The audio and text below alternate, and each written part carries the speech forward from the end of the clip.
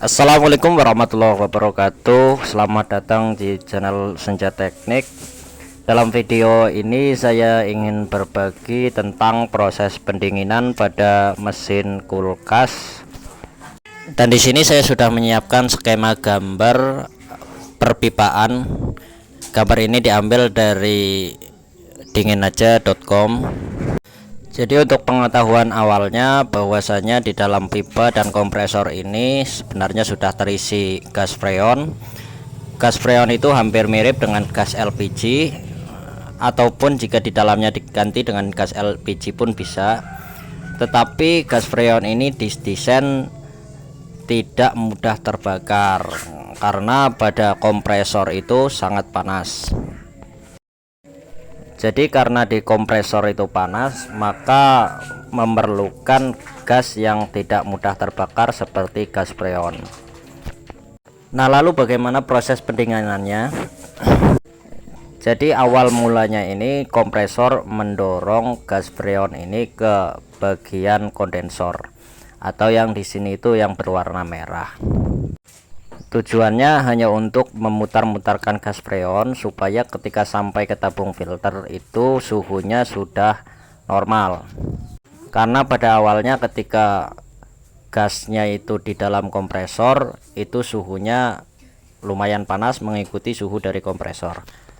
Setelah diputar-putarkan, maka gas freon masuk ke bagian filter. Di sini tabung yang berwarna kuning. Di sini saya sudah melingkari. Nah, tujuannya masuk ke filter ini adalah untuk menyaring dari angin-angin yang masuk ataupun oli dari kompresor yang terbawa. Jadi semuanya disaring di filter supaya pipa kapiler yang ada di depan filter itu tidak tersumbat. Jadi perputarannya itu terus berjalan, tidak macet. Jika dalam pipa kapiler macet, maka kulkas juga tidak akan bisa berjalan. Setelah melalui filter, maka gas freon masuk ke bagian pipa kapiler yang berwarna kuning kecil, dan disinilah proses terjadinya pendinginan karena gas ini masuk ke pipa yang sangat kecil lalu masuk ke bagian evaporator.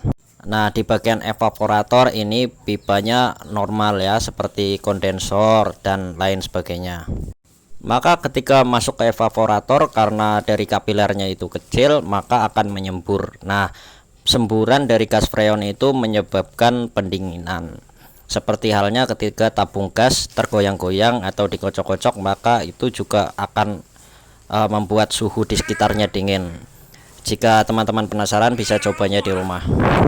Nah, setelah melalui proses pendinginan di evaporator dan suhu di sekitarnya itu dingin, maka gas freon akan kembali melalui pipa yang berwarna biru ini masuk lagi ke kompresor dan diputarkan lagi seterusnya seperti itu. Biasanya untuk mengatur suhu pada kulkas diperlukan termometer dan ditempelkan ke bagian evaporator. Jadi ketika termometer itu mendeteksi suhunya sudah sesuai, sudah tercapai, maka saklar yang ke arah kompresor akan dimatikan. Jadi kompresornya akan otomatis mati. Nah, ketika suhunya sudah jauh dari target, maka kompresor akan otomatis menyala. Jadi seperti itu, terus berulang-ulang seperti itu.